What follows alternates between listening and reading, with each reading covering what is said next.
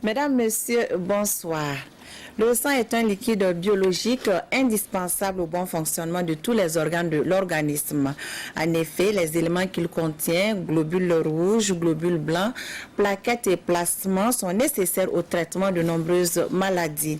La transfusion sanguine contribue à sauver des millions de vies dans le monde chaque année. Néanmoins, elle doit respecter certaines règles qui garantissent la sécurité du donneur comme celle du receveur. Du sang sécurisé pour tous, c'est le slogan qui va accompagner cette année la journée mondiale du donneur de sang prévue le 14 juin 2019. Il s'agit de rendre hommage aux donneurs bénévoles de sang et susciter l'adhésion des populations aux dons de sang pour une disponibilité suffisante des produits sanguins de qualité pour les malades qui sont dans le besoin. Le don de sang est un don de soi, un don de vie, un acte généreux et solidaire. Au Burkina Faso, les besoins de transfusion sont essentiellement dus au paludisme, aux anémies et aux hémorragies. La transfusion sanguine joue un rôle important dans le système de soins, notamment en matière de lutte contre la mortalité maternelle et infantile. C'est donc pour parler de don de soi, de don de sang, que je reçois pour vous sur ce plateau professeur Diarra Yé, pédiatre néonatologie, chef de service pédiatrie au CHU pédiatrique Charles de Gaulle. Professeur Yé est également la présidente de la Société burkinabé de pédiatrie SOBUPED. Docteur Abdoul Sawadogo, médecin hémobiologiste. Docteur Sawadogo est également le directeur de la coordination scientifique de l'information sanitaire et des statistiques. Docteur Ouattara Zan Mariam, elle est gynécologue obstétricien au CHU Yalgado Ouedraogo. Et puis avec nous sur ce plateau, M. Jean Bosco Zoundi, il est le président national de la Fédération des associations de donneurs de sang bénévoles du Burkina Faso, Fado Sab. Bonsoir madame, bonsoir monsieur, bienvenue sur ce plateau. Chers téléspectateurs, merci de nous suivre. Participez à votre émission en appelant au 25 40 79 03. Docteur Sawadogo, quels sont les besoins en matière de transfusion sanguine au Burkina Faso et quel est le taux de satisfaction de ces besoins? Ok, merci Madame Dao pour l'occasion que vous nous offrez pour parler d'un sujet aussi important que d'actualité qu'est le don de sang. Il faut dire avant de répondre à cette question que le Centre national de transfusion sanguine qui a été créé en 2000 a pour mission principale d'approvisionner l'ensemble de nos formations sanitaires, qu'elles soient publiques ou privées, en produits sanguins labiles. Et il faut dire qu'au Burkina Faso, comme dans tous les pays en sous-développement, les besoins en produits sanguins demeurent un problème pour tous les systèmes de santé. Et selon l'OMS, pour satisfaire les besoins nationaux en produits sanguins, il faut que, j'ai envie de dire, seulement 1% de la population donne le sang. Mais malheureusement, au Burkina, nous n'avons atteint que 0,52% en 2018.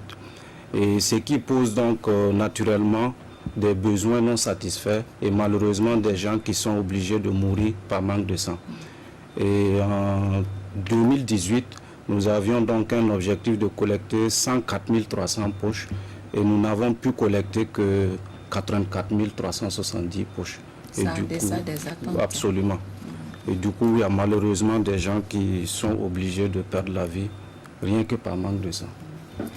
Docteur Zan, quelle est la réalité au niveau de la maternité du CHU Yalgado Ouedraogo? Est-ce que les besoins, les demandes sont satisfaites? Merci Madame Maïmouna Dao de m'avoir donné l'occasion d'être à la RTV pour parler des dons de sang. Tout le plaisir est pour nous. Merci. Et je suis gynécologue à l'hôpital Yalgado Ouedraogo. À la maternité, nous avons des difficultés par rapport aux dons de sang.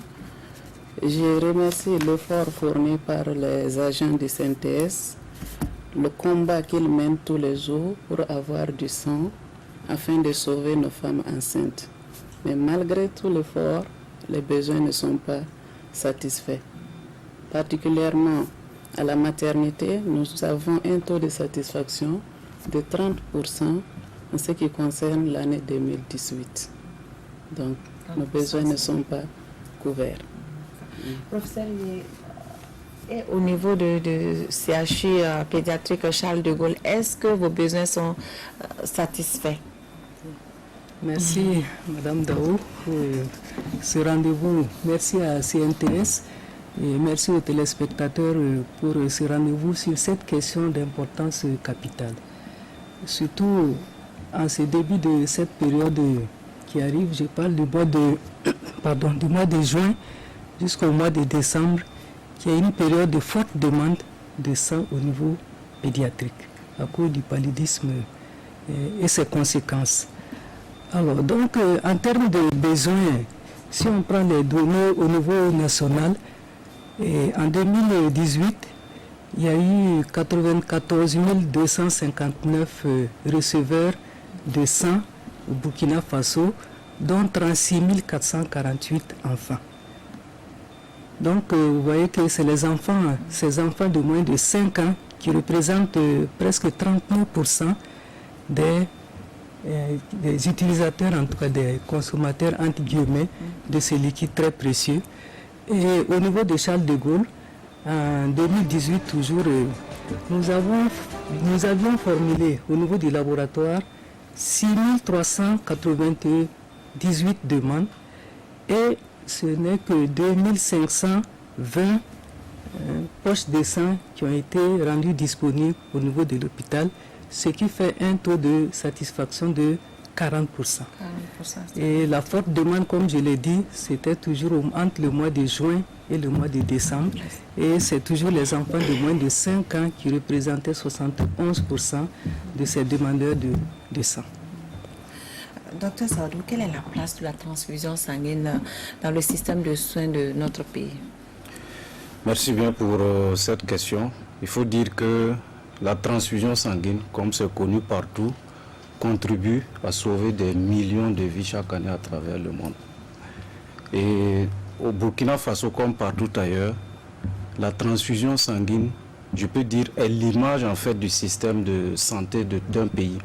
Parce que la transfusion sanguine va de pair avec le développement en fait des moyens diagnostiques et thérapeutiques d'un pays. Et du coup, malheureusement, au Burkina Faso, nous sommes encore à une étape, je vais dire, embryonnaire. Et il faut ajouter que la transfusion sanguine occupe une place importante dans ce qu'on appelle les soins de santé, les soins obstétricaux et néonataux d'urgence complets, ce qui veut dire en fait que en termes de lutte contre la mortalité materno-infantile, la transfusion occupe une place de choix. Et malheureusement, je vais parler d'une place qui n'est pas tout à fait luisante. Malheureusement, dans notre pays, la transfusion sanguine est le parent pauvre du système de santé parce que nous sommes plus ou moins délaissés. Et du coup, ça fait que tous ces agents de santé, les médecins en premier qui vont dans la transfusion sanguine, ne durent pas parce que ce n'est pas toujours captivant. Et il va falloir éventuellement qu'un travail soit fait pour que les gens puissent faire carrière dans la transfusion sanguine. Voilà.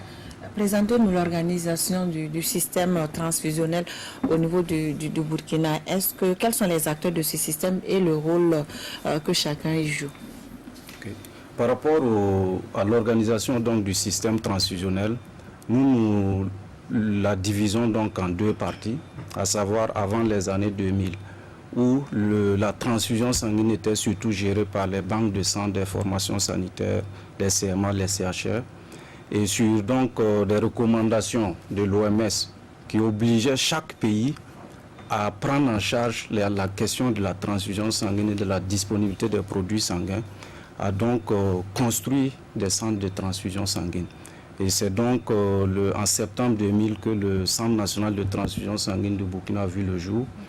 Et malheureusement, il a été créé en tant qu'opérateur unique du sang, mais malheureusement, jusqu'à présent, nous n'arrivons pas à couvrir l'ensemble du pays.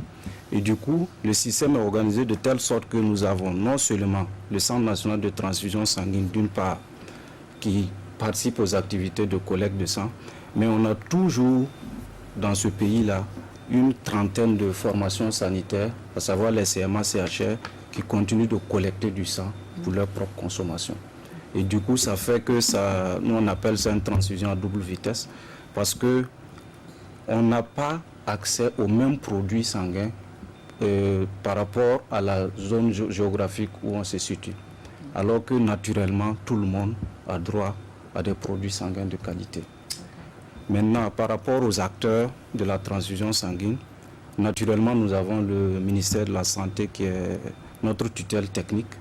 Nous avons également le ministère de l'économie, des finances et du développement qui est notre tutelle naturellement financière. Et nous avons toutes ces associations, et donc je profite de saluer l'engagement de Jean Bosco, ces associations de donneurs de sang, toutes ces institutions, ces sociétés, tous ceux-là qui se mobilisent chaque jour donc, pour nous accompagner. Et bien sûr, je m'en voudrais de ne pas citer le personnel du CNTS en tant qu'acteur de ce système transfusionnel. Et naturellement, c'est l'occasion aussi pour moi de dire un grand merci et solliciter davantage l'accompagnement de tous ces partenaires techniques et financiers qui nous ont toujours accompagnés. Donner son sang, c'est sauver des vies, et pour donner son sang, il y a une démarche à suivre. Une démarche qui débute par des estimations sommaires de votre aptitude à donner ou pas.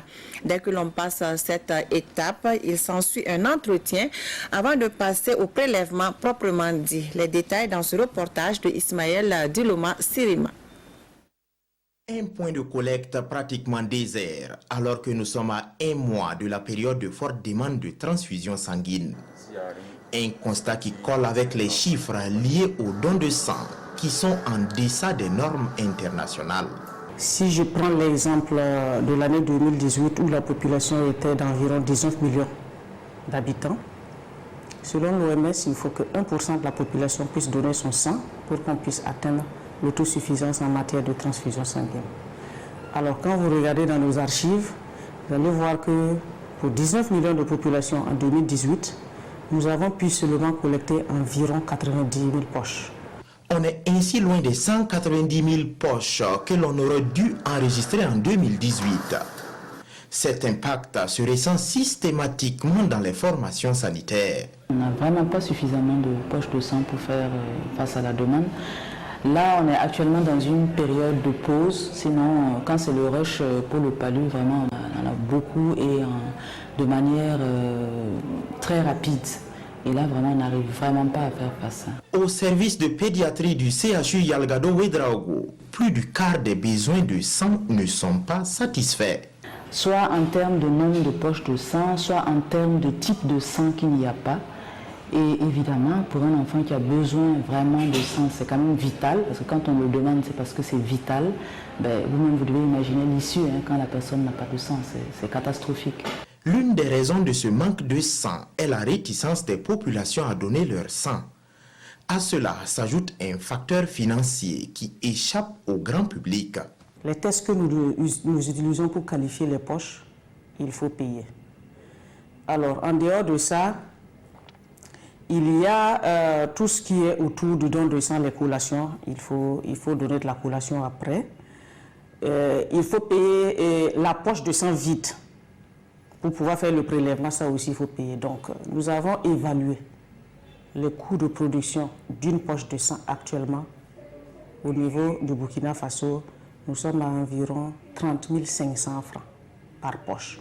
En plus du facteur coût de production d'une poche de sang, il faut signaler que le pays n'est pas totalement couvert en structure de collecte de sang. À ce jour, le CNTS ne couvre pas l'ensemble des 13 régions. Donc, nous avons noté essentiellement la région du Sahel qui n'est pas couverte, le centre-sud.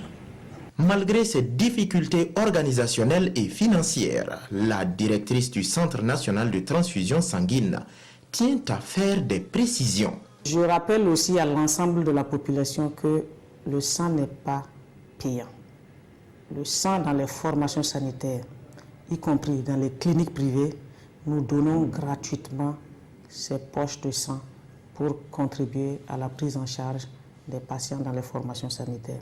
Toutefois, elle rappelle que l'on ne fabrique pas le sang de façon artificielle et qu'il faut forcément que des bonnes volontés donnent de leur sang. Le Burkina Faso est donc loin des chiffres préconisés par l'OMS. Les raisons principales de cette situation, le manque d'esprit de donner régulièrement du sang par une bonne frange de la population. Et le pays n'est pas couvert de structures homologuées pour collecter le sang. Ismaël Diloma Sirima.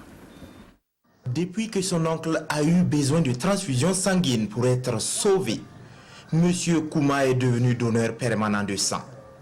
Chaque 3 mois, il passe dans ce centre fixe de collecte pour passer le contrôle d'usage, de même qu'un entretien avec un agent de santé, avant de passer au prélèvement d'un peu de liquide rouge.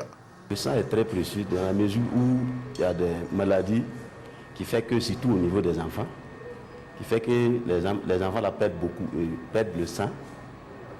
Il faut que nous on fasse ces gestes pour quand même les sauver.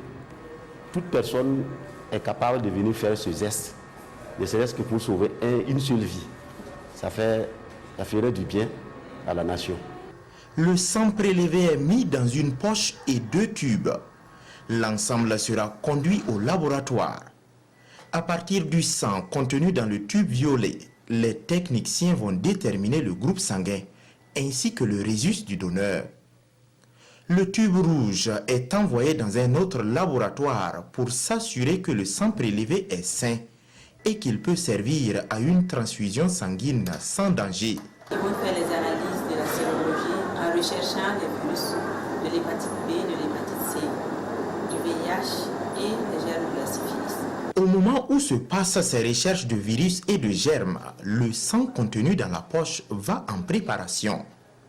La poche sera pesée avant de passer dans cet appareil qu'on appelle centrifugeuse, qui va séparer les différents éléments du sang. On peut le transformer en CGR, on peut le transformer en plasma fait congelé, on peut le transformer en plaquettes. Donc tout dépend de ce dont le patient a besoin. Après cette étape, les produits sanguins sont prêts à être utilisés. On donnera du concentré de globules rouges à une personne anémiée, à quelqu'un qui saigne après un accouchement, un accident ou une intervention chirurgicale. Concernant le plasma, son utilisation, il contient ce qu'on appelle des facteurs de coagulation. Donc son utilisation est indiquée dans les cas où on sait qu'il y a un déficit, par exemple il y a une baisse de la quantité de facteurs de coagulation chez un patient. Et c'est surtout sur cela que c'est indiqué. Et pour les plaquettes, eux aussi sont indiqués pour arrêter les saignements. Parce que les plaquettes, c'est des cellules qui interviennent dans ce qu'on appelle le processus de la coagulation. Lorsque par exemple quelqu'un est blessé et qu'il saigne, les plaquettes jouent un rôle dans l'arrêt de cette coagulation-là en formant ce qu'on appelle un coagule. Il faut noter aussi que le plasma peut être conservé pendant 1 an. Le concentré de globules rouges reste en bon état jusqu'à 42 jours et les plaquettes de sang ne sont plus utilisables après 5 jours. Cela est lié au fait que le fait de conserver la température ambiante, c'est une température qui favorise le développement possible de bactéries, de germes. Par rapport au délai d'utilisation des plaquettes, on arrive à les consommer dans le délai. Dans les 5 jours, on arrive à les consommer et il arrive des moments que cette demande-là soit telle qu'on n'arrive même pas à la satisfaire. C'est pourquoi le Centre national de transfusion sanguine appelle permanemment les potentiels donneurs à faire le geste qui sauve. Professeur Yé, quelles sont les situations qui requièrent la transfusion sanguine? Alors, pour parler de la transfusion sanguine, peut-être un petit mot sur le rôle du sang dans l'organisme. Nous sommes tous là aujourd'hui parce qu'il y a du sang qui circule dans nos vaisseaux. Bon, en résumé, en tout cas, le sang joue un rôle très important, apporter de l'oxygène et drainer tout ce qui est des déchets. Donc, ça nourrit en tout cas les cellules au niveau de tous les organes. Donc, et ce sang, bon, vous l'avez dit en introduction, quand on dit le sang, il y a différents éléments. Il y a le plasma qui est liquide et puis il y a des cellules à l'intérieur et chacun joue son rôle. Ouais, donc, en cas d'insuffisance, de quantité insuffisante, quand on dit qu'on aura besoin du sang quand il y a l'anémie, et l'anémie souvent sévère et mal tolérée, à savoir que soit c'est le sang total qui a été perdu en cas d'hémorragie, ça a été dit tout à l'heure, ou bien ça peut être une insuffisance qui est en rapport avec une diminution d'un des éléments.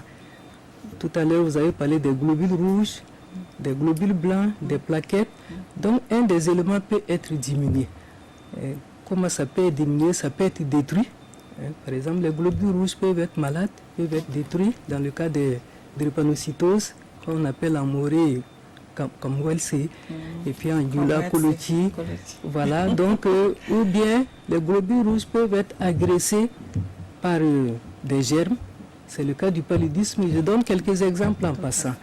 Voilà, donc soit on saigne, donc c'est le sang total qu'on va perdre, ou bien il y a une destruction d'un des éléments du sang, ces globules rouges, ou bien encore ça peut être un défaut de production de ces cellules au niveau de l'organisme, au niveau de la moelle. Alors, ou bien ces cellules aussi peuvent être étouffées par d'autres maladies, par d'autres germes qui sont, par exemple, dans le cas des cancers et autres. Donc, en résumé, quand il y a une baisse, il y a un seuil qu'on fixe au niveau médical en disant taux d'hémoglobine bas jusqu'à un certain seuil. Heureusement, ce n'est pas tous les cas d'anémie qu'on transfuse. C'est quand l'anémie est sévère et que l'anémie est mal tolérée. Et pour ça, puisqu'on dit que le sang irrigue tous les organes, quand les organes souffrent, il y aura des signes au niveau neurologique, au niveau cardiaque, au niveau pulmonaire. Et donc, c'est ça qui amène à compenser ce déficit-là pour qu'on puisse continuer à vivre. Quelles sont les couches de la population les plus concernées par la transfusion sanguine, Dr. San? Merci, Madame Dao. Et si on se pose la question qui doit être transfusé, on va répondre que ce sont les gens qui sont anémiés. Comment définir l'anémie alors? L'anémie se définit par la présence de symptômes tels comme la pâleur, l'essoufflement, la fatigue, la tachycardie, c'est-à-dire le cœur bat très vite, à l'extrême qu'on peut tomber et perdre la connaissance. Donc les sources les plus concernées dans cette transfusion sanguine sont représentées surtout par les femmes en âge de procréer dès le début de la grossesse jusqu'à l'accouchement. Même après l'accouchement, on peut se retrouver avec le besoin de transfusion sanguine. Qui dit ça? On commence par les femmes qui font les avortements soit spontanés ou même les avortements provoqués clandestinement, les grossesses extra-utérines, en passant par les HRP, comme on dit, c'est l'hématome rétroplacentaire ou le placenta prévia hémorragique. Pendant l'accouchement même, on a les ruptures utérines, qu'on peut dire sont des catastrophes en obstétrique, où l'urgence de la transfusion s'impose. Après l'accouchement, on peut avoir des hémorragies telles que la rétention du placenta, les déchirures vaginales ou du périnée qui requièrent une transfusion sanguine. D'autres sources les plus touchées, ce sont les enfants de moins de 5 ans, déjà cités par notre professeur hier, surtout touchés par le paludisme et d'autres infections. Sans oublier nos femmes qui souffrent de fibromes très hémorragiques, les cas de cancer, surtout le cancer du col, d'autres cas d'hémopathie, les drépanocytaires, sans oublier les cas de traumatisme. Si on va citer, la liste est très très longue. Voilà. Docteur Sawadogo, pourquoi est-il nécessaire de donner un peu de son sang volontairement et bénévolement sans attendre d'avoir un malade à l'hôpital? Ok, peut-être avant de répondre à cette question, je vais juste compléter une indication, puisque c'est le contexte. Non, chez les enfants, c'est vrai, on va... Puisque c'est le contexte, c'est surtout les blessures par balle. Nous sommes dans un contexte de terrorisme et il y a lieu vraiment que les gens se mobilisent pour que des gens qui sont allés pour nous défendre ne soient pas être obligés de perdre la vie par manque de sang. Maintenant, pourquoi il est nécessaire de donner le sang? Oui, mais en attendant aussi, oui. C'est vrai que le docteur en a parlé au niveau de la maternité de la femme. Chez les enfants, quels sont les cas où il faut forcément, au niveau de la pédiatrie, où il faut forcément faire appel à la transfusion sanguine? Alors, je l'ai dit tout à l'heure, ce sont les tableaux d'anémie aiguë. À savoir, ça s'est installé brutalement et puis bon, c'est pas toléré par l'organisme. Malheureusement, en pédiatrie, toutes les tranches d'âge peuvent être touchées par cette anémie. Alors, nous remontons même depuis la grossesse, hein, la conseillère en a parlé, parce qu'en pédiatrie, on a ce concept des 1000 premiers jours, depuis la conception jusqu'à ce que l'enfant naisse, qu'il ait 2 ans.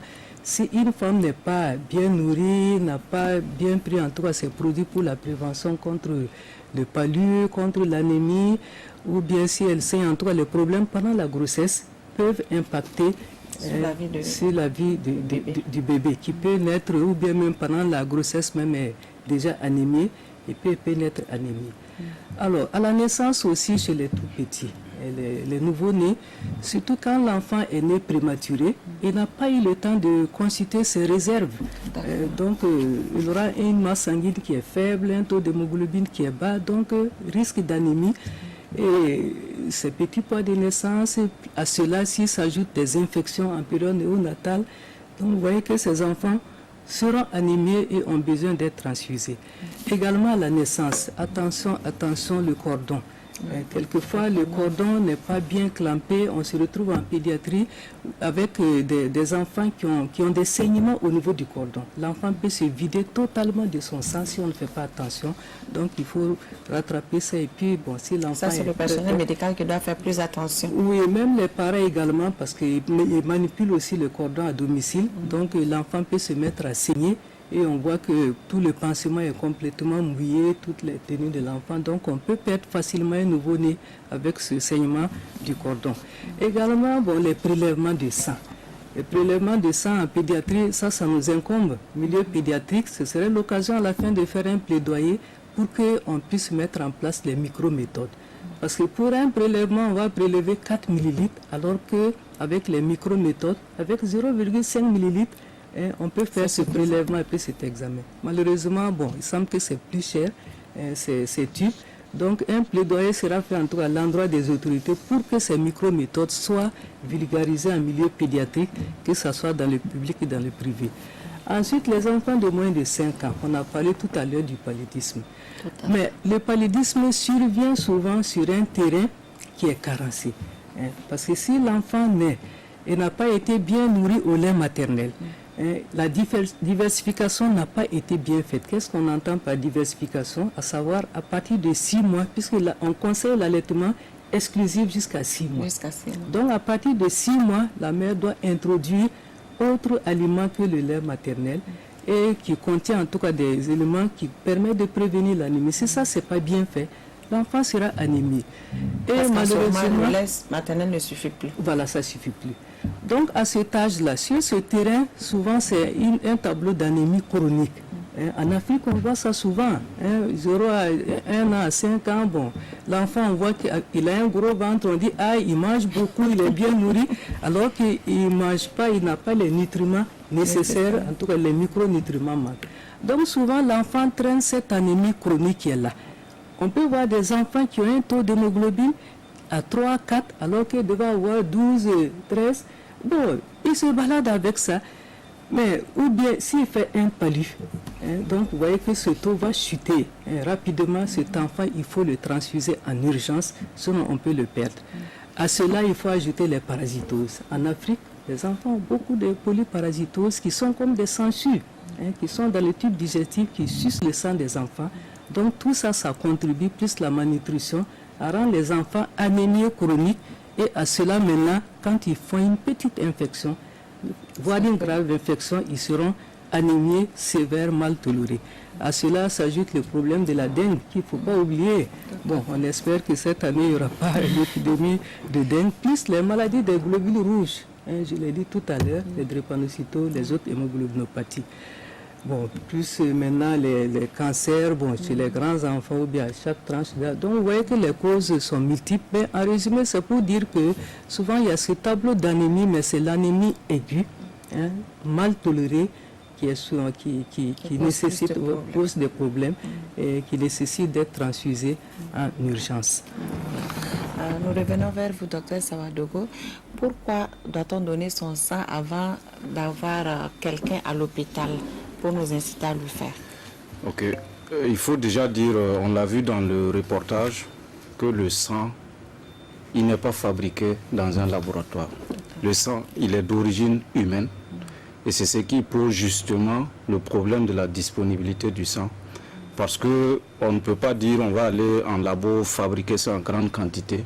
Il faut que des gens volontairement acceptent de faire le don de sang. Et l'autre nécessité à faire le don, c'est que nul n'est à l'abri du besoin. Nous sommes là, on ne sait pas quand est-ce qu'on sera dans un besoin de transfusion. Et le sang, il ne sera utile que parce qu'il est là au bon moment et au bon endroit. S'il faut attendre d'être dans le besoin avant d'appeler les gens pour qu'ils viennent donner, généralement, la transfusion sanguine étant normalement l'alternative quand on n'a rien trouvé comme solution, quand on arrive à indiquer une transfusion, ça veut dire qu'on n'a pas forcément le temps. Et quand il n'y a pas de sang disponible, malheureusement, on perd la personne. Et l'autre aspect, c'est qu'il faut donner le sang parce que le sang contribue à sauver des vies humaines. Et je ne crois pas qu'il y ait en tout cas un acte de solidarité, d'héroïsme qui dépasse ce fait de sauver des vies humaines. Monsieur Zouné, qu'est-ce qui vous a amené dans les activités de don de sang? Merci Madame Dao de nous avoir associés à cette émission. Il faut dire que j'ai commencé à donner du sang quand j'avais 20 ans. Et c'est suite à un événement malheureux au sein de la famille dont nous avions été invités à aller donner du sang à l'hôpital parce qu'il y a une femme qui était en maternité et qui a eu beaucoup de complications au cours de la grossesse. Et malheureusement pour nous, la dame avait un groupe sanguin un peu rare au négatif. Le temps que nous nous mobilisons pour trouver le groupe sanguin qu'il faut, nous sommes arrivés à un moment donné que nous n'avons pas pu sauver la bonne dame. Donc, à quelque part, on se disait que s'il y avait du sang, cette bonne dame n'allait pas mourir. Donc, ça nous a envoyé chacun de nous à nous mobiliser et à donner le sang quand il faut. Le sang est ce liquide vital qui coule dans nos veines. La seule manière d'en posséder quand on est en manque est la transfusion sanguine. Le Centre régional de transfusion sanguine de Bobo-Dioulasso n'arrive qu'à couvrir 60% des demandes. Un taux qui devrait être revu à la baisse avec l'approche de la saison des pluies qui correspond à une période de forte demande et un moment où les donneurs se font rares. L'état des lieux du don de sang à Bobo-Dioulasso dans ce reportage signé Moussa Tamboura et Mireille Carole Tourma. Pour sauver des vies, il a franchi le pas. Achille Bondé n'hésite pas à donner un peu de ce liquide précieux, son sang. Et cela de façon périodique. C'est ma 7e fois, si je ne me trompe pas, que je donne mon sang. Et très souvent, c'est en campagne avec les donneurs mobiles et à Ondé, parce que je suis de Ondé. Mais lorsque je viens à Bobo et que j'ai le temps, je passe au centre pour donner son sang pour sauver des vies. Alors, quand je pense aux femmes qui donnent naissance et lorsque de l'accoucher, très souvent, elles perdent beaucoup de sang, elles ont besoin du sang. Et aussi les enfants qui sont les plus fragiles et avec le palu qui est très fréquent ici. Un geste qui sauve, car au Centre régional de transfusion sanguine de Bobo-Dioulasso, les poches de sang disponibles n'arrivent pas à couvrir tous les besoins. Un besoin donc théorique de produits sanguins estimé entre donc 40 000 et 50 000 poches donc de sang. Actuellement, donc, bon an, mal an, on arrive donc à collecter donc autour de 15 000 à 18 000 poches de sang par an. Donc, vous voyez donc que le gap est encore donc élevé. Vous comprenez bien donc qu'en pareille donc situation, on ne parle pas donc de stock. Dans la collecte de sang, le Centre régional de transfusion sanguine fait face à de nombreux préjugés. Bon nombre de citoyens ne manquent pas de prétextes pour ne pas donner leur sang. De plus en plus, donc, on a donc des donneurs donc, bénévoles, même si jusqu'à présent, on n'a pas encore donc, atteint l'autosuffisance du fait donc des pesanteurs donc socioculturels. C'est toujours, si je donne mon sang, je vais tomber malade. Vous vendez donc le sang, ou bien moi-même je n'en ai pas assez donc pour pouvoir donc donner, ce qui constitue donc une difficulté donc sur le terrain.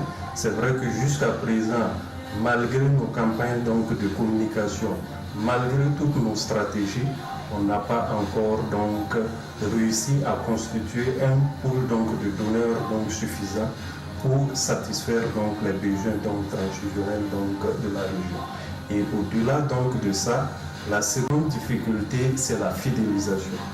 Le pool donc de donneurs qu'on arrive donc à recruter pour les fidéliser donc aux dons, cela également donc constitue donc une difficulté. À cela s'ajoutent des difficultés d'ordre logistique dans la collecte mobile du sang. Avec la saison des pluies, nous rentrons dans une période de recrudescence du taux de paludisme, une période où les besoins en sang sont énormes. Et au directeur régional du centre de transfusion sanguine de Bobo-Dioulasso d'inviter la population au don de sang.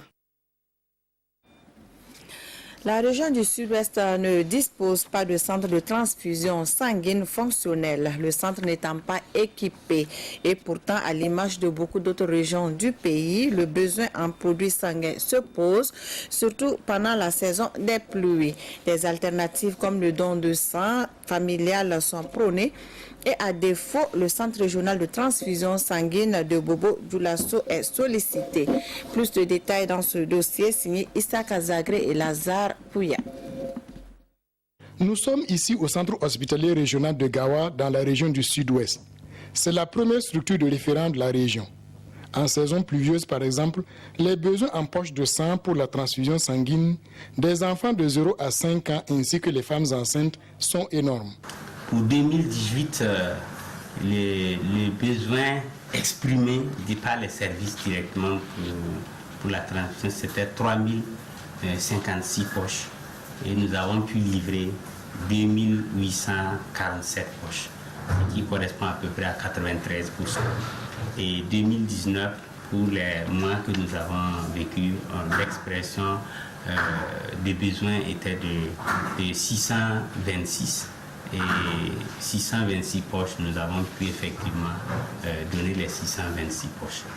Le don de sang ou la disponibilisation des produits sanguins dans la région reste une problématique pour les agents de santé.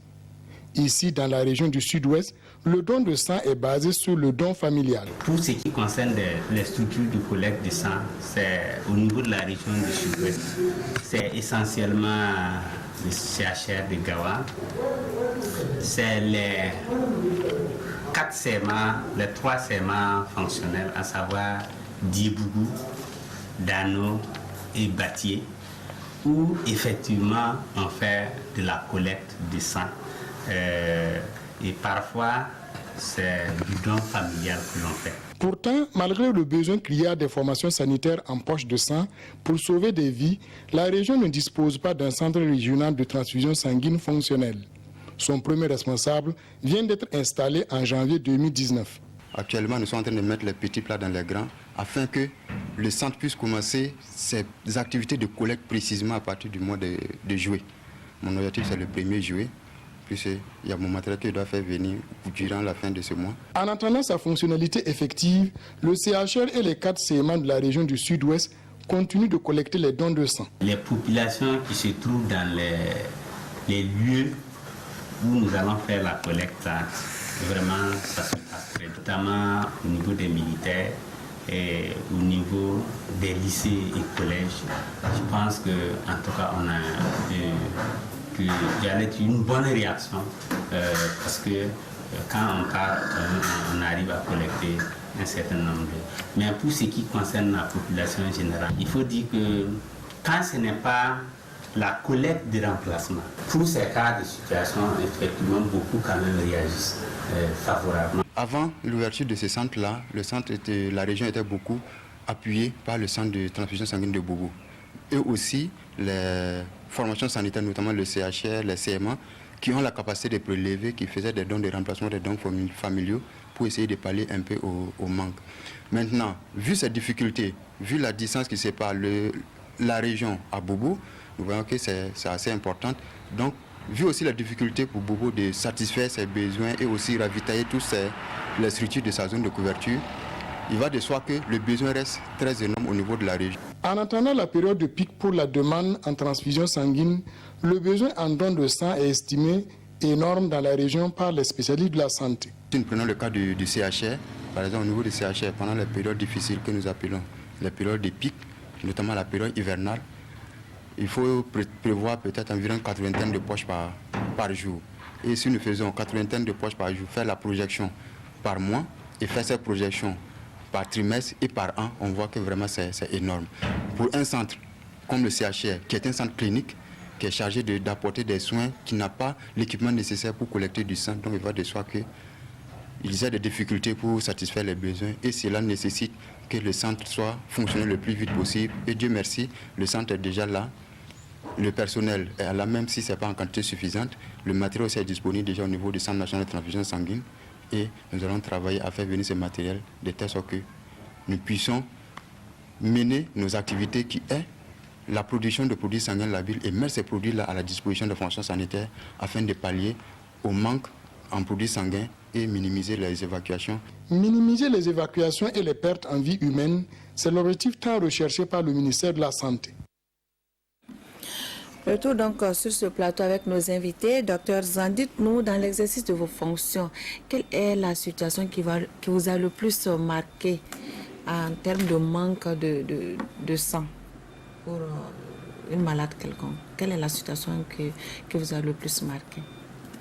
Au cours de nos exercices, de nos pratiques quotidiennes, plusieurs situations nous marquent, mais une des situations que je ne peux pas oublier, déjà ça fait plus de 5 ans, c'est l'état d'une jeune fille de 19 ans, après avoir essayé d'avorter clandestinement, vient dans un état de choc, c'est-à-dire elle a perdu connaissance. C'est la maman et les voisins qui l'ont amenée à l'hôpital. Rapidement, on porte secours à la jeune fille.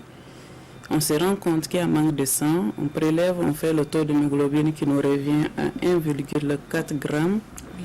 On fait la demande, on arrive en banque de sang, du registre O négatif, il n'y a pas de sang O négatif. On court même dans les autres services pour essayer de sauver la jeune fille, mais hélas, elle meurt sous nos regards impuissants. On ne peut jamais l'oublier. Donc, on interpelle les parents de ne pas trop dire aux jeunes filles qu'on ne veut pas d'elles parce qu'elles sont enceintes sans connaître l'auteur. Donc, elles vont perdre la vie. Professeur Yé, c'est vrai que c'est la pédiatrie. Sûrement, il y a des cas également qui ne vous laissent pas sereine après avoir vécu des situations. Vous avez plein d'expériences. Vraiment, vous posez cette question, il doit en avoir plusieurs, mais il doit y avoir quand même un cas aussi qui vous a le plus marqué, que vous n'arrivez pas à oublier facilement.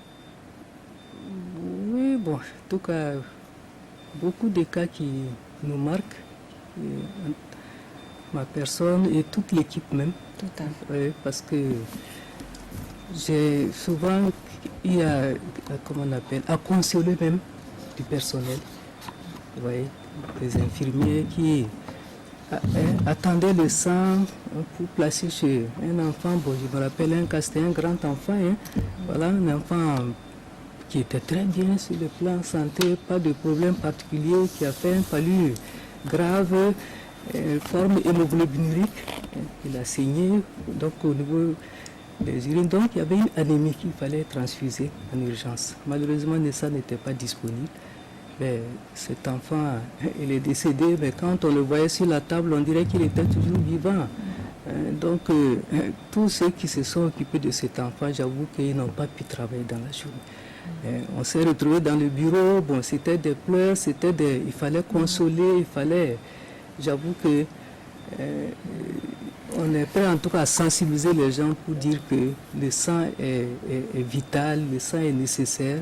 Et il faut qu'on arrive à avoir des donneurs de sang, les fidéliser, pour faire de telle sorte qu'on ouvre et le réfrigérateur pour avoir le sang disponible et placé à ses enfants. Sinon, il y a plusieurs cas de figure, des cas de décès évitables.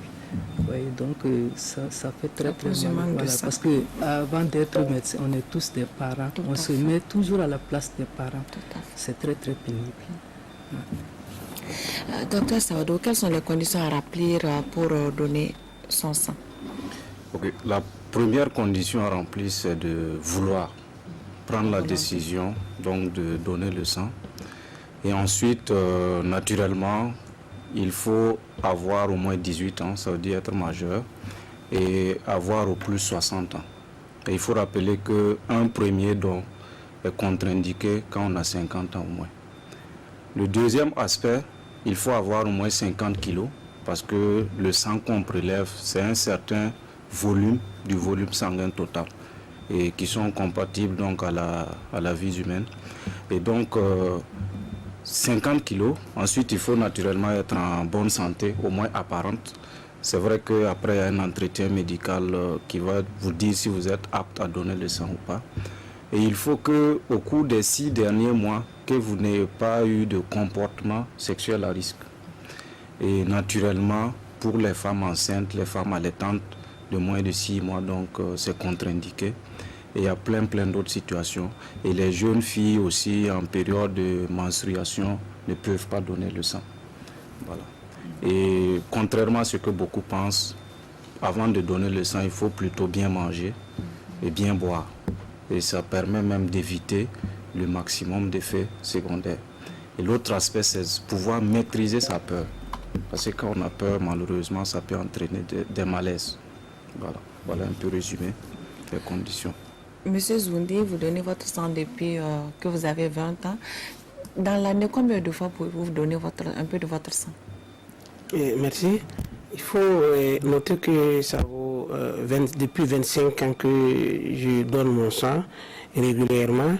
Et à chaque 3 mois, moi, je donne mon sang. C'est pour dire que dans l'année, je donne 4 fois mon sang.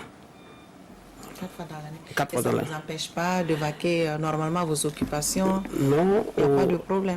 Par contre, quand je donne mon sang, je suis à l'aise. Wow. Et je vais à mes occupations. Et si je vous donne mon âge, vous n'allez pas croire. Donc je suis toujours comme vous voyez. Donc moi. Et vous avez quel âge? J'ai 45 ans. Wow. Donc vous ne faites pas votre âge. Bon, voilà. Donc je pense que quand on donne son sang aussi, on a un comportement que chacun doit pouvoir maîtriser et ça aide. Okay. Voilà. Docteur Zan, quels sont les types de produits sanguins que vous, cliniciens, avez le plus besoin à la maternité, par exemple? À la maternité, nous avons besoin surtout de concentrer des globules rouges qu'on utilise dans le cas des anémies aiguës. Comme on le dit, à la maternité, toujours il y a urgence, les saignements, ça ne manque pas. On a besoin de concentrés plaquettaires dans le cas de thrombopénie et du plasma frais congelé dans le cas de déficit de complexe de la coagulation. Dans certains cas aussi, des syndromes hémolytiques, on demande. Donc c'est surtout les 3 types. Les 3 types. Professeur, c'est les mêmes types de produits. Pour vous, c'est plus spécifique parce que vous avez affaire à des sujets plus jeunes.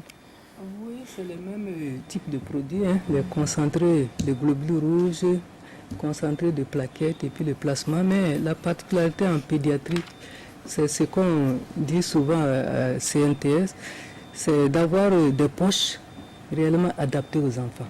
Parce que quand on prend les tout petits, ce qu'on appelle les nouveaux de 0 à 28 jours, quelquefois ils ont besoin de 40 à 50 millilitres de sang.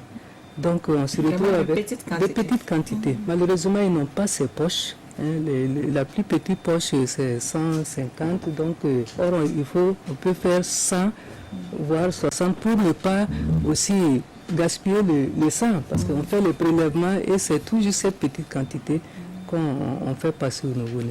Même les nourrissons également, c'est la même chose. Et c'est même plus sécurisant parce que quand on met les grosses poches et on dit de délimiter, bon, vous voyez, il faut être très vigilant pour ne pas faire passer tout ça. Et enfin, bon, les sangs, je souhaiterais que ce soit le plus sécurisé possible, en tout cas l'appui à CNTS, pour que ça soit, quelquefois on demande ce qu'on appelle le sang phénotypé, parce qu'on présentement on fait le groupe sanguin, le Rhésus, mais on aurait souhaité que ça soit plus large, avec d'autres antigènes encore. Bon, ils savent de quoi on parle, le système qu'elle et autres, pour diminuer en tout cas les risques transfusionnels. Sinon, bon, c'est assez sécurisé, mais on souhaiterait que ça soit encore plus sécurisé avec des poches adaptées au nouveau-né pour pouvoir bien gérer en tout cas ce liquide précieux, comme la quantité. Merci. Découvrons à présent les questions des téléspectateurs. C'est avec Viviane Tiendrebeau.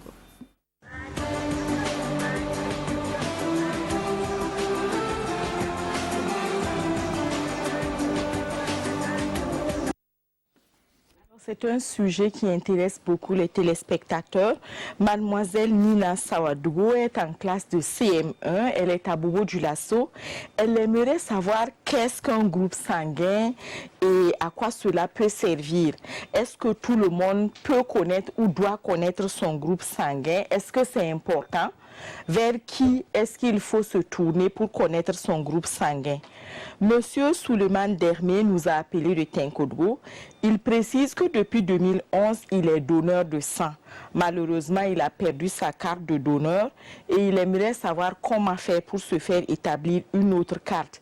Et lui déplore ce qu'il appelle le non-respect vis-à-vis des donneurs parce qu'il estime que on doit quand même les chouchouter et il est allé plus de 4 fois au CHR de Tinkodgo pour connaître la procédure à adopter et jusque-là, il n'a pas eu de réponse. Monsieur Soso Lanfo nous suit à Bobo-Dioulasso.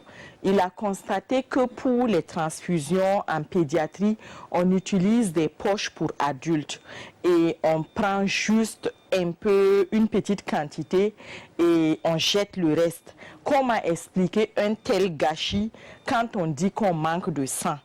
Et qu'est-ce qui peut être fait? Qu'est-ce que les pouvoirs publics entendent adopter comme stratégie pour résoudre ce problème-là et faire qu'il y ait des conditionnements pour la pédiatrie et pour qu'il n'y ait plus de gâchis? Monsieur Salomon Ouedraogo nous suit à Ouagadougou. Lui, il aimerait que vous parliez des procédures qu'un donneur doit suivre s'il a lui-même besoin de sang. Il explique qu'il a eu une situation malheureuse où lui-même, en tant que donneur, avait besoin de sang et c'était difficile à trouver. Monsieur Draman Wouba suit Santé Maga Ouagadougou. Sa question a trait aux résultats des tests qu'on effectue sur le sang avant de le mettre dans le circuit. Est-ce que le donneur peut avoir accès à ces résultats-là? Comment? Madame Joséphine Ouedraogo a appelé de Bobo-Dioulasso.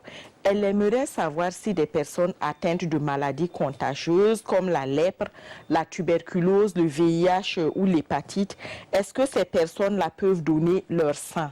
Beaucoup ignorent en effet qu'ils sont infectés, quelle que soit la maladie. Et sa question, c'est qu'est-ce que vous faites des poches de sang quand vous les testez et que vous vous rendez compte que le donneur est malade? Est-ce que vous jetez le sang ou qu'est-ce que vous faites avec? Parce qu'il estime que bon, si on jette, c'est du gâchis aussi pour la personne qui a donné. Madame Esther Sanou à Bobo-Dioulasso connaît des personnes atteintes de leucémie qui ont besoin de plaquettes pour leur traitement. Sa question, c'est est-ce qu'il y en a suffisamment au Burkina Faso pour les malades qui en ont besoin?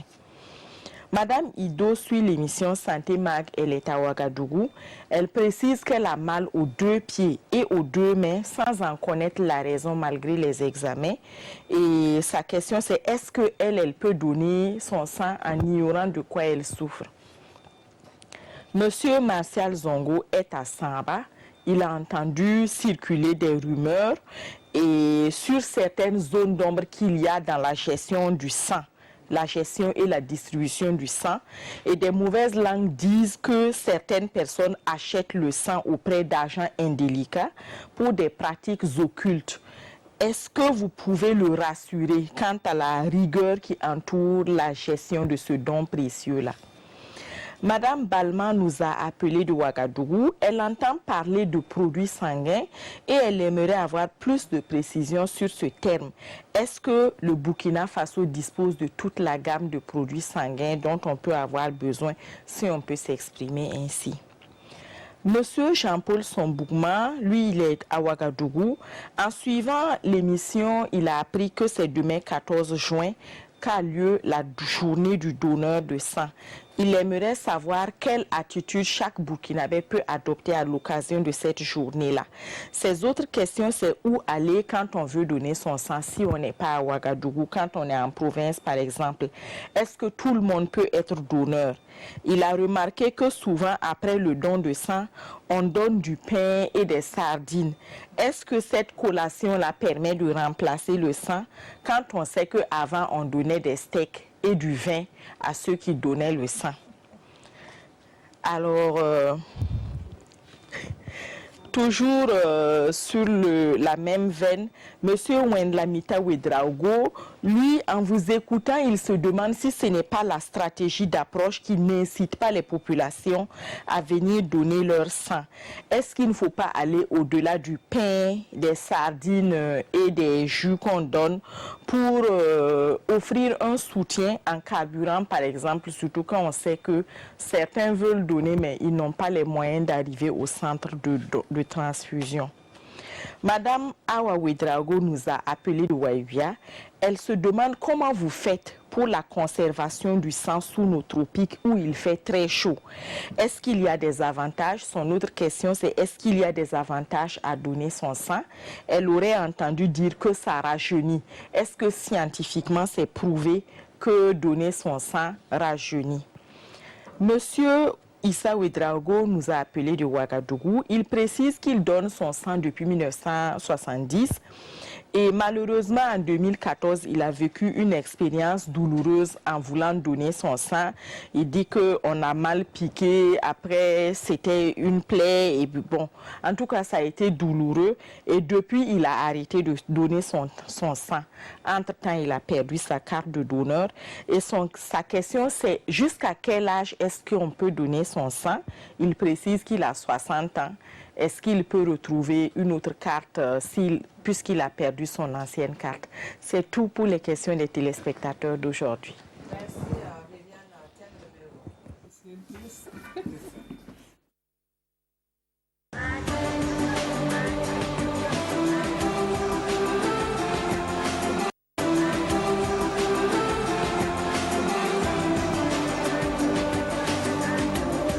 Merci Retour avec les questions des téléspectateurs. Docteur Sawadogo, on va aller rapidement pour rester dans le temps. Qu'est-ce qu'un groupe sanguin et à quoi cela peut-il servir? Est-ce que l'importance pour chacun de connaître son groupe sanguin? Ok, merci bien. Je vois que c'est une élève assez assidue, CM1. Et donc, bon, pour parler en français facile, le groupe sanguin, c'est en fait une forme d'expression d'antigène au niveau de la surface des globules rouges. Quand on prend chaque globule rouge, il y a une forme d'expression. Et c'est comme des protecteurs. Et quand un agent extérieur arrive et que ce n'est pas très compatible avec ce qui est exprimé à la surface, c'est ce qu'on appelle parfois un conflit. Et du coup, il faut savoir que toutes les personnes, qui qu'on soit, nous devons connaître notre groupe sanguin parce que naturellement, c'est important en cas de transfusion. Voilà.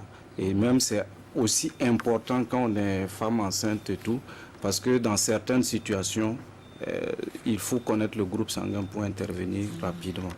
Voilà. Il n'y a pas d'âge pour connaître son groupe sanguin et une fois qu'on le connaît, c'est définitif. Comme il y a M. Dermé qui a perdu sa carte de donneur, il est allé vers le CHR de Tenkodogo jusqu'à 4 reprises sans suite. Qu'est-ce qui est fait pour ceux qui perdent leur carte et qui en ont besoin? Par rapport aux cartes de donneur, bon, pour les CHR et tout, je n'ai pas trop de connaissances. Mais pour ce qui concerne le Centre national de transfusion sanguine, c'est vrai qu'à un moment donné, nous étions à des cartes version papier. Et depuis 2017, on a tenté des cartes sous forme même de la carte nationale d'identité. Et donc, on est malheureusement tombé en panne de cet appareil.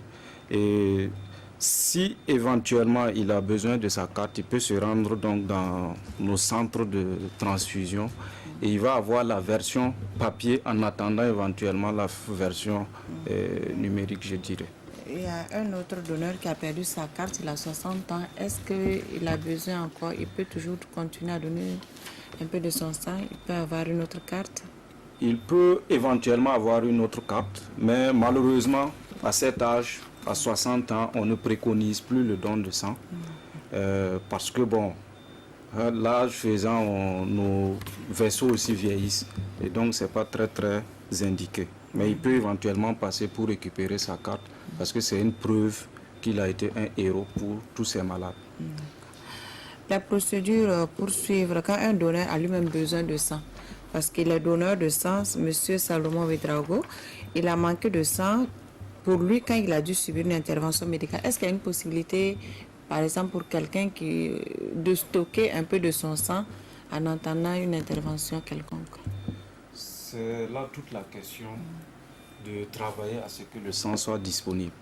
Parce que même si un donneur de sang est dans le besoin, que ce soit pour lui-même ou pour un de ses proches, c'est assez difficile en fait pour nous de le privilégier par rapport à quelqu'un d'autre. Dans ce sens que la transfusion, c'est suivant le degré d'urgence. Maintenant, éventuellement, c'est vrai que nous sommes entre nous. Si des donneurs de sang ont des besoins spécifiques en produits sanguins, ils peuvent nous approcher personnellement et nous, on verra éventuellement comment faire pour les satisfaire. Parce que moi-même, personnellement, en tant qu'agent de santé du CNTS, si j'ai besoin de sang, si ce n'est pas disponible, ça va être difficile que je sois satisfait. D'où la nécessité de rendre disponible permanemment le sang. Est-ce qu'après un don de sang, les résultats, les tests qui sont effectués sur le sang, est-ce que le donneur a droit aux résultats? Effectivement, nous aussi au CNTS, nous contribuons donc à la protection de la santé publique. Et tous les examens que nous faisons, à savoir le groupe sanguin, les tests sur le VIH, les hépatites B et C, la syphilis, sont disponibles 1 mois après le don. Et en fonction des centres, les horaires pour la remise de ces résultats diffèrent. Sinon, classiquement, entre 8h et 14h, si ces donneurs se rendent dans nos centres de santé, de transfusion, pardon, ils peuvent acquérir donc leurs résultats. Les personnes atteintes de maladies contagieuses telles la lèpre, l'hépatite, le VIH, est-ce que ces personnes peuvent donner un peu de leur sang? Et puis, est-ce que quand on découvre, par exemple, on détecte des virus dans le sang, des maladies contagieuses, pourquoi est-ce que jeter ce sang? La personne pense que c'est une perte, on aurait pu peut-être... Naturellement, si on fait les tests et que la personne est porteuse donc de maladies contagieuses, que ce soit le VIH ou toute autre maladie infectieuse, on est obligé de détruire ses poches. C'est une question de sécurité et je crois que personne ne voudra recevoir une poche qui est infectée, quelle que soit la situation d'urgence. Bien sûr, parfois il y a des choix à faire, mais nous sommes obligés de détruire ces poches parce qu'il y a le besoin de sang, mais il y a surtout la sécurité de ces poches de sang. Et du coup, quelqu'un qui est contaminé par ces virus-là ne peut pas donner le sang. Si c'est le VIH, par exemple, c'est ce que nous on appelle une contre-indication définitive. Donc, toute sa vie, cette personne ne pourra pas donner. C'est aussi valable pour les hépatites et plein d'autres maladies infectieuses. Est-ce qu'on a suffisamment de plaquettes pour les personnes qui sont en traitement contre la leucémie ou alors d'autres maladies qui ont besoin de quelques produits sanguins? Est-ce qu'au Burkina, on a tout type de produits sanguins disponibles pour faire face aux besoins? Cette question me permet peut-être d'interpeller, je vais dire, surtout les autorités sanitaires et tous ceux qui ont, pour parler simple, de l'argent à nous accompagner. Parce que quand on prélève une poche de sang totale, cette poche subit un certain nombre de procédures. À savoir, donc, on va centrifuger, on l'a vu dans le reportage, on va centrifuger, ça veut dire ça permet de séparer cette poche de sang totale en concentré de globules rouges de plasma également.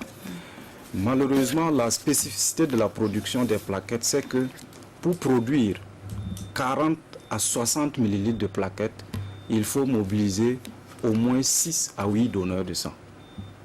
Et cette production des plaquettes également répond à certaines conditions, à savoir qu'il faut au moins que ces poches prélevées là soient des poches bien pleines, entre 450 ml, que ces poches soient prélevées dans les 6 heures avant donc le traitement de ces poches et plein d'autres conditions. Et malheureusement, une poche de plaquettes ne dure que 5 jours maximum et il y a des appareils où il faut les mettre en agitation permanente. C'est vrai qu'il y a des appareils chez les Blancs qu'on appelle aphérèses qui permettent d'aller prélever directement les plaquettes et donc on n'a plus besoin de toutes ces étapes. Et du coup, bon, malheureusement, nous, on ne les a pas ici parce qu'un seul kit de cet appareil, ça coûte autour de 150 €. Et si vous calculez rapidement, ça fait 100 000. Et vous savez très bien que le sang est donné gratuitement. Et du coup, c'est vrai qu'il y a ces questions de leucémie, mais on l'a vécu et peut-être que malheureusement, cette année, on va le vivre encore, l'épidémie de dengue qui consomme énormément de plaquettes. Et il faut naturellement que, quand cette épidémie, je ne le souhaite pas, va s'inviter dans notre pays encore, qu'on puisse se mobiliser pour que les gens ne meurent pas par manque de plaquettes. Il y a Madame Ido qui veut bien donner un peu de son sang, mais elle dit qu'elle souffre des pieds et des mains. Elle n'arrive pas à connaître la raison malgré les examens. Est-ce que ça peut l'empêcher de donner un peu de son sang? Malheureusement, oui. Parce que, comme elle-même, elle ne sait pas de quoi elle souffre, c'est peut-être bien de pousser les investigations pour savoir. Et nous, comme on l'a dit, notre souci premier, ce n'est pas que d'avoir du sang, mais c'est surtout d'avoir du sang de qualité. Parce que si je me mets à la place du malade, j'ai juste besoin d'un bon produit et non d'un produit uniquement. Et donc, elle pousse ses investigations. Si d'aventure, ce n'est pas une maladie tout à fait grave, elle peut passer dans nos centres de transfusion, faire ses dons de sang, sans problème. Mais on n'a pas de problème de conservation ici, malgré la chaleur. Bon, oui, ça, c'est la question de Mme Ouedraogo. Il faut dire que c'est vrai qu'il fait chaud, mais bon, on a quand même un certain nombre de conditions. Quand on prend les globules rouges, il faut les conserver entre 2 et 8 degrés. Et on a des réfrigérateurs qui sont en tout cas assez adaptés. Et normalement, dans le centre de transfusion, il y a des groupes relais. C'est vrai que nous sommes dans un pays où il y a beaucoup de coupures d'électricité, mais automatiquement, nos groupes relais prennent le relais donc, de cette coupure-là. Du coup, on n'a pas de problème de conservation. Et quand vous prenez, bon, par exemple, les plaquettes, on n'a pas besoin de mettre dans des réfrigérateurs. C'est pratiquement à température ambiante. Et les plasmas, c'est dans des congélateurs à moins 25 degrés au moins, et pendant 1 an. Voilà. Ok. D'après M. Marcel Zongo, il a entendu des rumeurs circuler sur des zones d'ombre dans la gestion et la distribution du sang. Donc, on parle de vente de ces produits par des agents indélicats et même à des fins occultes.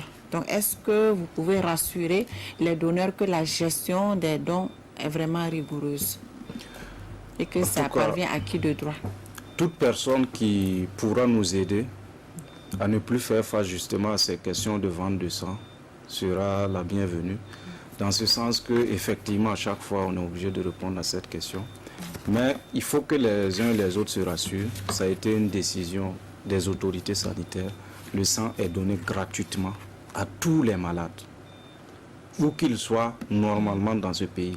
Maintenant, s'il y a des trafics de ce type qui se passent, c'est peut-être parce que le produit, il manque. On l'a vu un temps avec la grève des pompistes, le carburant, et certains l'ont payé à 2000. Et du coup, quand ça manque, les enchères montent. Et c'est ce qui fait qu'il faut qu'on puisse se mobiliser pour que le sang soit disponible. Si tout le monde sait que le sang est disponible, aucun agent de santé n'ira demander de l'argent. Et s'il y a des gens qui sont au courant d'une quelconque personne qui vend du sang, nous sommes prêts à écouter cette personne et à investiguer donc pour aller identifier ce fossoyeur-là et donc l'amener là où il faut. Ok. Demain, c'est la journée mondial de donneurs de sang, c'est vrai qu'il y a des questions relatives. Qu'est-ce que l'on doit faire demain, chaque Burkinabé doit faire?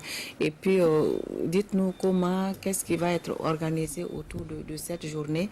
Et puis, les questions, on dit qu'il n'y a pas suffisamment de motivation. Avant, on donnait du vin, du steak. Aujourd'hui, c'est de la sardine et puis du pain.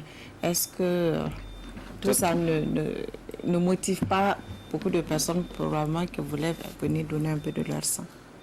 Il faut savoir d'abord que le don de sang, il est bénévole. Ça veut dire qu'on donne le sang pour faire du bien à autrui. Et ça me permet de dire que la collation que nous offrons, ce n'est pas forcément pour remplacer le sang qui a été prélevé, mais c'est juste pour permettre aux gens d'être surveillés pendant quelques instants avant de quitter le centre. Et donc, maintenant, pour rebondir sur la journée mondiale du donneur de sang, il faut dire que c'est depuis 2005 que l'OMS a institué cette journée. Et c'est une occasion pour magnifier tous ces héros. Je dis le héros, ce n'est pas celui qu'on décore à Kosiam, mais c'est le héros, c'est celui qui est discret dans son coin, qui ne sait même pas qui l'a sauvé, alors qu'il a contribué à sauver beaucoup de monde.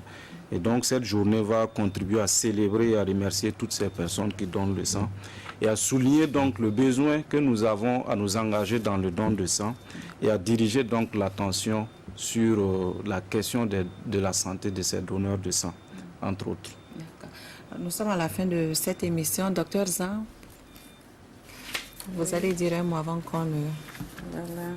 Nous allons dire quand même un mot, surtout dans le sens de la prévention de l'anémie. Rapidement, et chez la femme. À l'endroit de nos femmes, toujours enceintes, les consultations prénatales obligatoires, le bilan sanguin obligatoire, les moustiquaires imprégnés offertes par notre ministère de Santé gratuitement à toutes les femmes enceintes doivent être utilisées. Les mesures d'hygiéno-diététique doivent être utilisées à l'ensemble de toute la population. Ok. Professeur Yé, que faut-il faire pour éviter même la transfusion sanguine, qu'on reste dans la phase préventive au niveau des tout petits? Oui, bon, pour la prévention, bon, il y a différents niveaux de prévention, mais on mettra l'accent sur la prévention primaire. Faire de telle sorte qu'il n'y ait pas beaucoup d'anémie, parce que dans le monde, il y a près de 2 milliards de cas. Donc,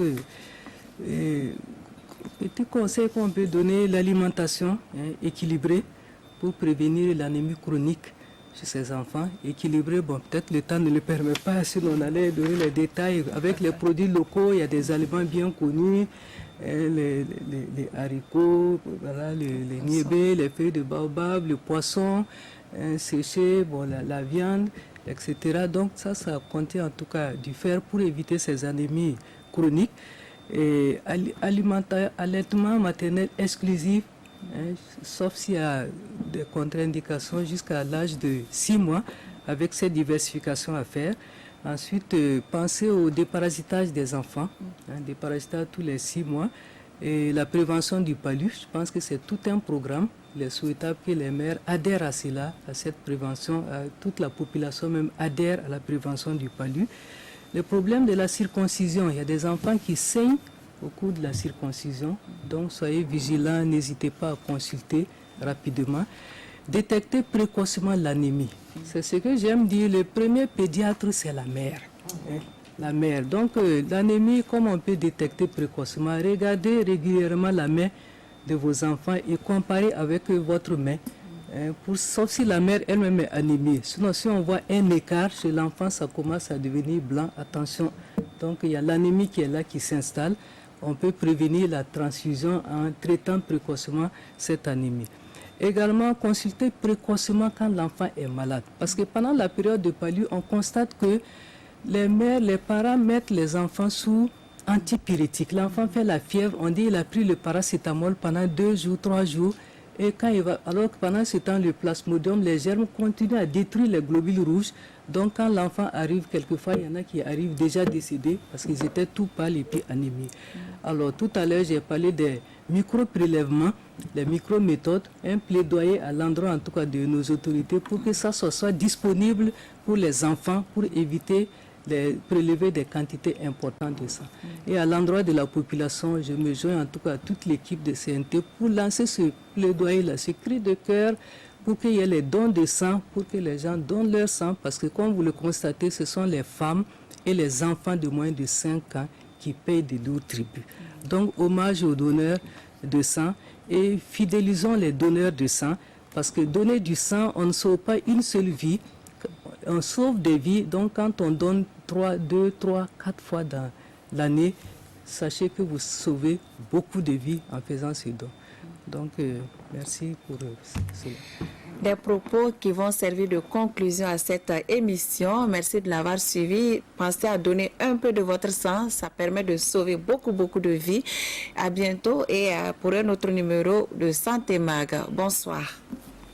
À la Générale des Assurances, nous vous proposons la protection santé groupe PSG, l'assurance santé au coût bien étudié pour tout regroupement de personnes légalement constituées, entreprises, associations, syndicats, ordres, etc., composés d'au moins 10 employés. Profitez de l'assurance santé complètement modulable nationale ou internationale avec une couverture de vos frais de santé au choix à 50, 60, 70, 80, 90 et même à 100%. Hospitalisation, soins dentaires, soins optiques et encore plus. Pour tout type d'assurance, appelez-nous au 25 31 77 75 ou rendez-vous dans une de nos agences. Au groupe GA, on vous croit.